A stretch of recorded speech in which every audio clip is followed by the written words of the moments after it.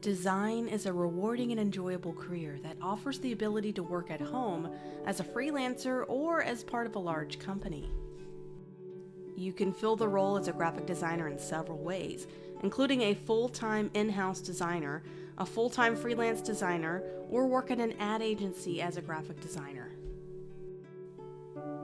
So how do you become a graphic designer? A lot of people ask me that question and they want a step-by-step instructional guide to how to become a graphic designer. So this lesson will do just that and break it down to a nice simple step-by-step instruction.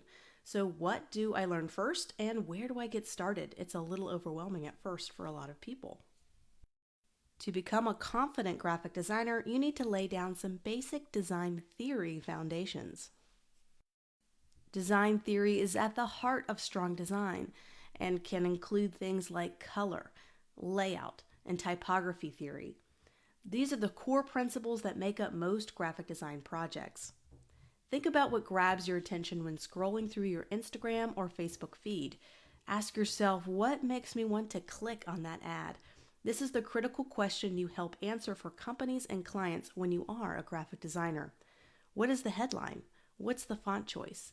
The size of the type, the way the photo is cropped, the color palette, what was used. Here is a shortened list of some vital design theory terms and techniques. I would encourage you to learn to train your designer's eye and build a solid theory foundation. First of all, color theory. Know how to combine colors for certain situations. Color harmonies. Learn the standard color harmonies and how different colors are connected via the color wheel. Typography. This is a big one. Know the difference between different font types like sans serif, serif, script, decorative, and more. Font pairing. Be able to pair different typefaces together in one design document and have them look cohesive. Type and layout hierarchy. Learn how to focus the viewer on the most important items first to the least important. Layout. Knowing which layouts work best for certain situations. Contrast and scale. Learn how to use contrast and scale. Design psychology. Understand how to set the mood and the tone for a design piece that matches the desired emotion you want to evoke. Of course, there are many other design theory fundamentals that you want to master, so this is a shortened list, but these are some of the big ones to help get you started. So what's the next step? It's time to learn the industry standard design software. Once you feel confident with the basics of design theory, you're ready to start practicing your design knowledge in practical ways. There's some choices when it comes to learning design software. The industry standard software is the Adobe Creative Cloud suite of products. The three most commonly used Adobe products that graphic designers use daily are Adobe Photoshop, Illustrator, and InDesign.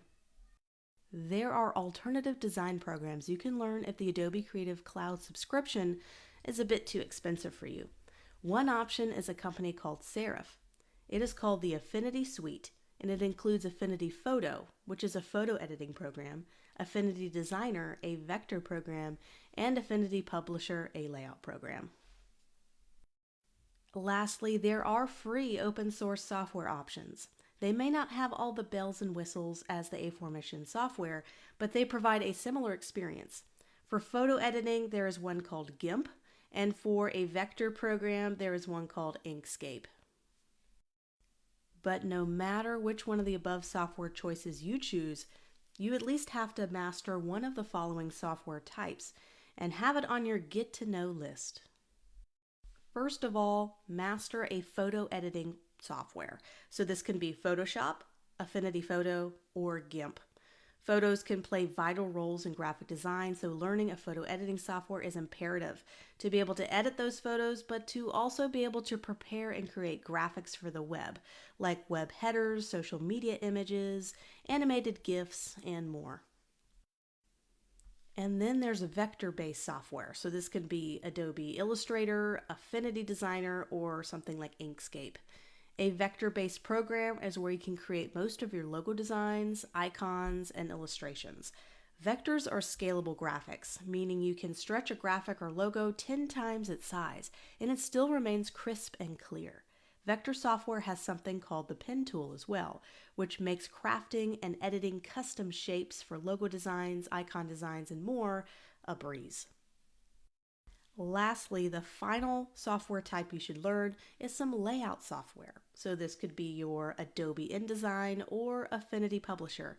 And knowing layout software is required if you want to be able to do layout and design large books, magazines, and PDFs. Layout software was created to handle a large amount of pages. It also has extra paragraph management tools and options that help you create different types of layouts that you see in magazines and catalogs. So what is the next step after we've learned theory and now we know some of the software? Now we need to learn how to create a wide variety of popular design projects. This is a lot of students' favorite part. They get to use the software and design theory knowledge to create real stuff. And as they say, practice makes perfect, and that cannot be more true when it comes to learning graphic design. Graphic designers have to be able to produce such a wide variety of project types. Your job now will be to learn to create each project type and the unique process involved in their creation. Moving through each one of these design tasks will help you not only understand how to put them together technically, but to also help you figure out your design focus and your unique design style. For example, logo design. And logos are an in-demand popular graphic design task, from sketching concepts to recreating your sketch in vector format to incorporating color. Logo design can be very rewarding graphic design focus. It takes some time to master, but I encourage you to create one logo design each day or even participate in a logo a day challenge, like the one you see here, to get comfortable with the logo design brainstorming process. Then there's branded materials and print projects. Companies employ graphic designers to put their brand on all sorts of items, from t-shirts, hats, stationery, large banners, signage, and more. As a graphic designer, you'll need to not only know how to design a great layout for these products, but also be able to use the software to size and export files for professional reproduction and printing on these items. There's also editorial design, and a graphic designer can be in charge of creating an entire magazine layout. This will include deciding where the article's headlines and photos go on a page, the front cover of the magazine or publication, and more. This also can include book and catalog layouts. You'll also want to know how to prepare and export these files so they can be produced and printed by professional printing companies. Custom graphics, icons, and illustrations. Some graphic designers like to do custom illustrations and digitize them. You see this a lot on custom illustrated t-shirt designs, bags, and other type of apparel or home decor. And that's just scratching the surface of graphic design projects. That's a whole lot to learn. And you might ask, am I supposed to master all of those project types? And here's my suggestion. Try out several of the popular graphic design project types listed above to see if you enjoy certain types more than others. There's no way one graphic designer can be amazing at all the different project types. It's impossible. That's why there's graphic design specialties such as a print designer or a logo designer. A graphic design focus is where you can specialize in one or two project types and become very proficient over time. So what's the next step now? Is to find a supportive design community. What good is a graphic designer without a community of fellow colleagues? Most formal 4-year design programs have classes full of fellow students to relate and connect with. What about those learning online? There's several great websites that can help you join together with other designers to provide feedback on your work and to give feedback to others. There's also some great Facebook, YouTube, and other social media communities you could be a part of too. I happen to have a Facebook group for my students to give and receive feedback on projects, and it's very active. It's a lovely community that provides positive support and advice.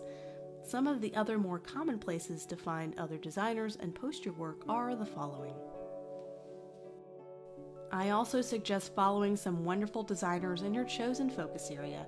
This allows you to keep up with what's trending and what's successful in the world of design. Following others keeps you motivated and can help you find a little design inspiration.